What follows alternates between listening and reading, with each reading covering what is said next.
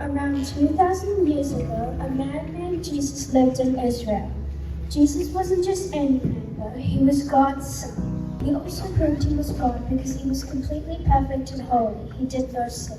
Jesus knew all along that he was going to die a very cruel death.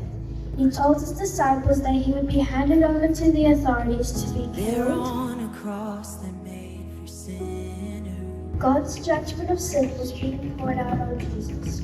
The punishment that we all deserve for the wrong things we have done, Jesus was taking that on himself.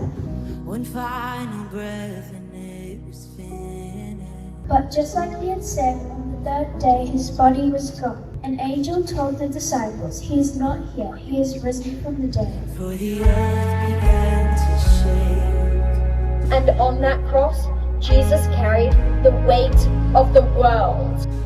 The cross reminds us that love was stronger than sin. Death does not get the final word. This is that God's love sent in His Son, Jesus Christ.